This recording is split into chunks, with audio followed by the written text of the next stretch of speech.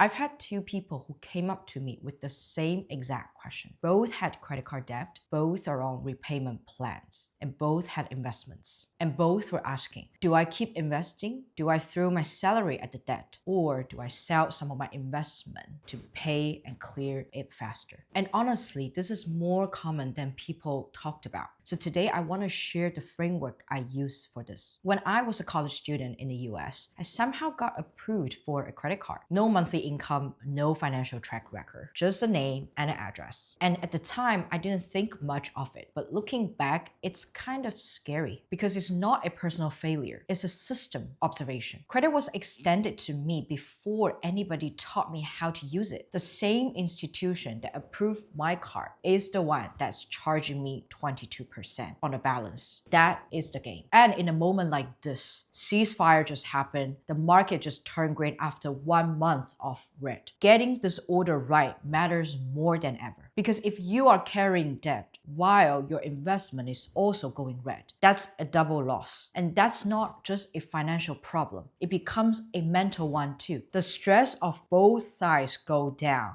clouds your decision making in a way that no spreadsheet shows. The standard advice is pay off debt first and then you start investing. And this is fine if you're starting from zero. But most people aren't. They already have both. The question isn't theoretical anymore. It's happening in real time. So let me give you the actual 3 tests that I run. Test 1, interest rate. If it's above 10%, pay it off first, full stop. Historically, the market has returned 8% after inflation. Your credit card is charging 22%. You cannot outinvest a 22% headwind. The math just don't work. If it's below around 6%, this is where it gets a bit interesting. Let's say your mortgage rate is 4% and the market returns is 8%.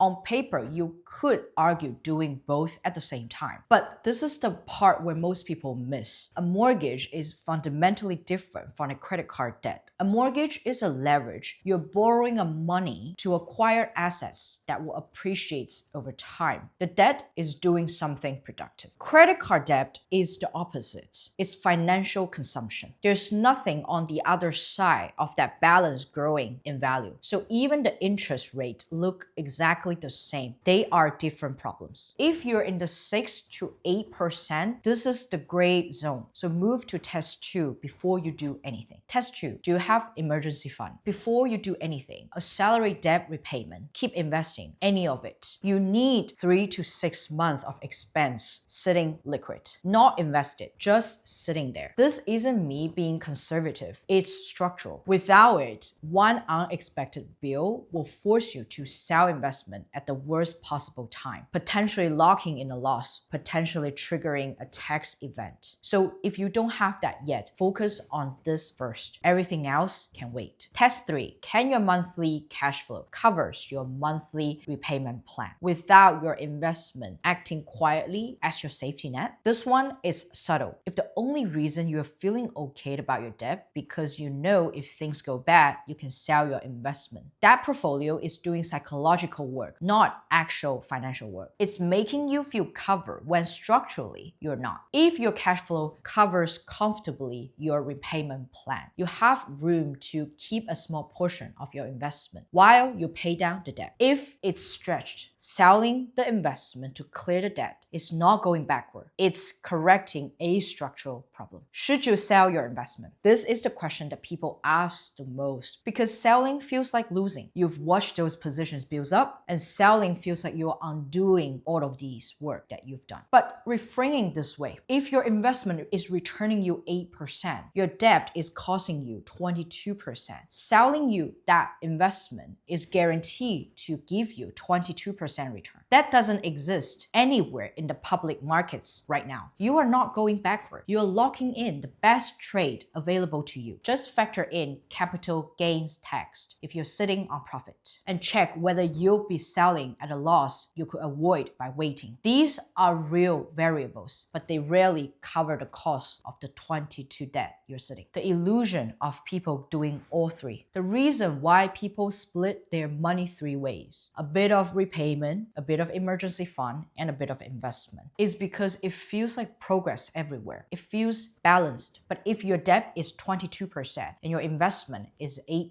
every 100 pounds or $100 you invested in your investment rather than paying your debt is causing you 14% that month. The impression of the balance is doing the heavy lifting, not the actual math. So the checklist I run before anyone starts investing: emergency fund first, 3 to 6 months of living expense. Second, pay off high interest debt, 10% above, pay off, full stop, and then investing consistently. This isn't a conservative take, it's a structural one. Investing on top of 22% credit card debt is mathematically the same as taking out a 22% loan to invest at 8%. No one would agree to that loan knowingly, but millions of people are running this position without knowing it or naming it. Knowing which game you play is the first move. Until next time.